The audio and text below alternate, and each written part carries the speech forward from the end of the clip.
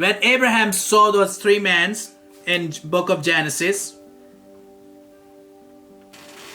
look with me, book of Genesis.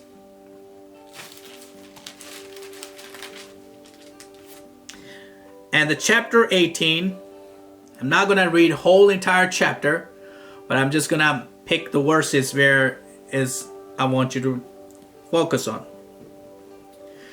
So I'm going to start from book of Genesis, chapter 18, verse 3.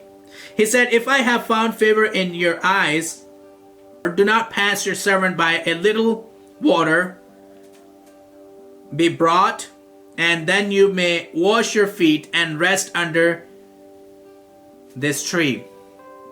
So you know that story. For most of you who know the Bible and read this story. So he invites three visitors to come, and he shall prepare the feast for them. By forcing them, or I should not use the word force, but insisting them strongly that come, I want to prepare food for you. And then they come.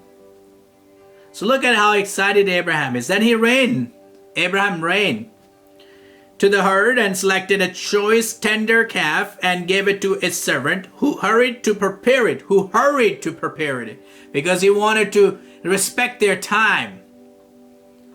He hurried to prepare it and set these before them while they ate.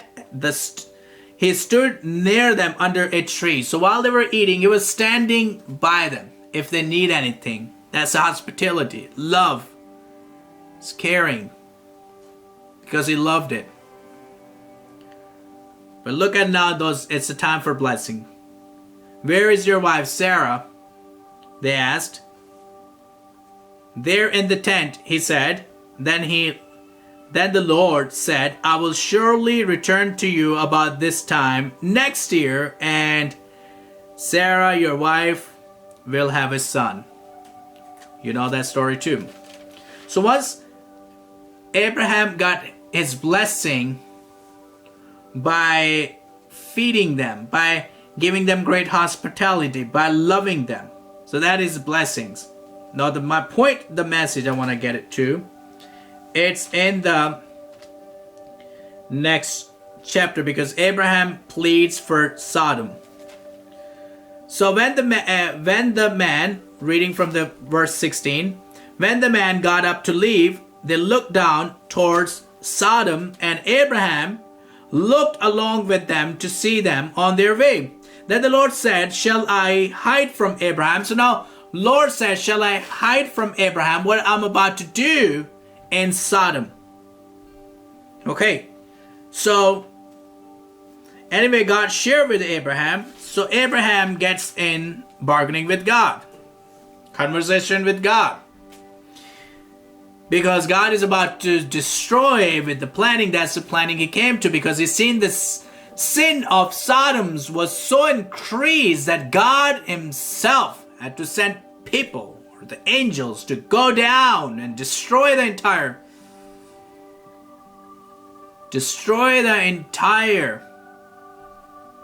city of Sodom.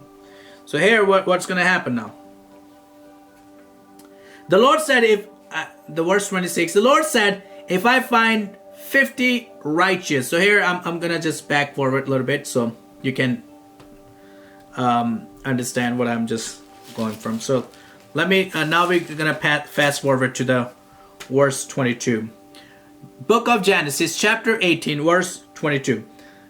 The man turned away and went toward Sodom, but the Abraham remained standing before the Lord. The Abraham approached him and said, will you sweep away the righteous with the wicked?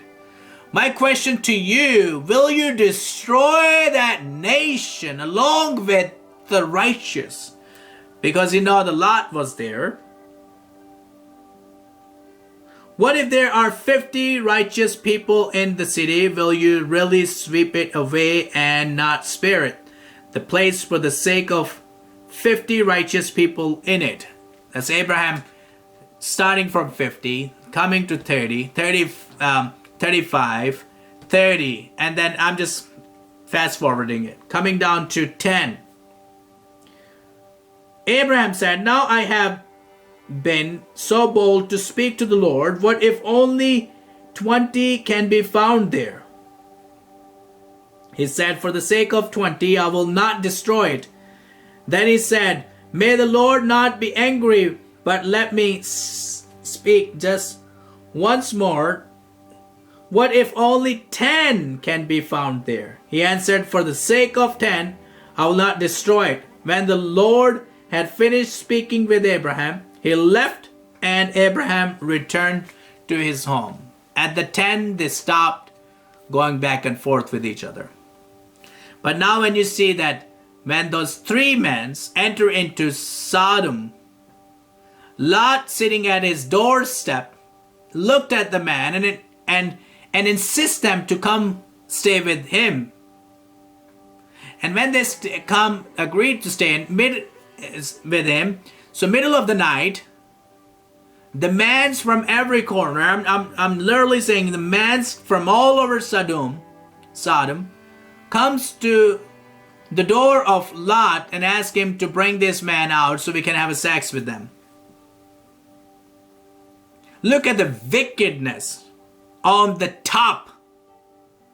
So bring this man out so we can have a sex with them, so we can lay down with them. So Lot said, my daughters are virgin. Would you take them? Because it is against our tradition having a guest in our house and sacrificing them or putting them out. It's not in our custom. So you can have my daughters who never seen a man. But they said, no, we want these. We want these men.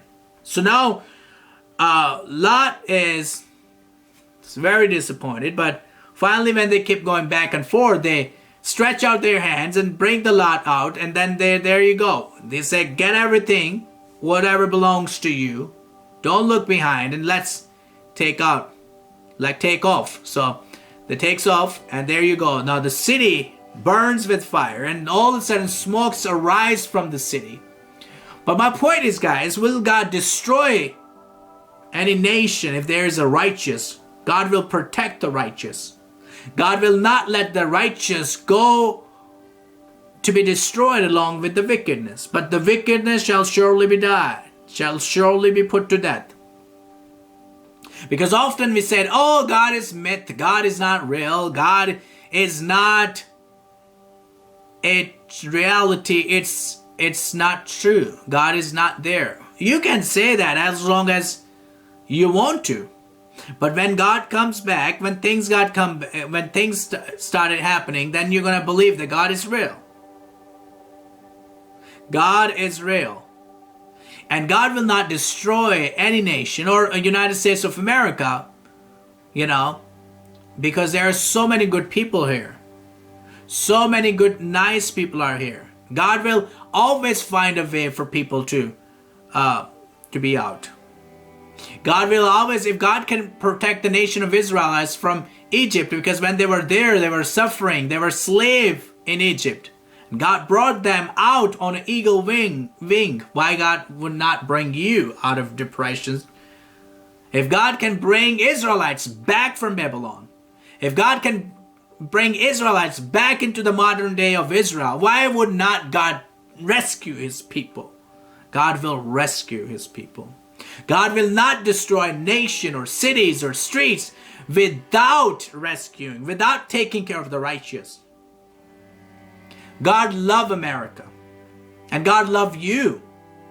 God love every single viewer that are watching, even those who hate the word of God, even those who hate God, even those who wants to wipe the name of God out of the houses of Congress, out of the houses in White House, anybody, wherever you want to, wherever the name of God is, you want to wipe it out. But God still loves you.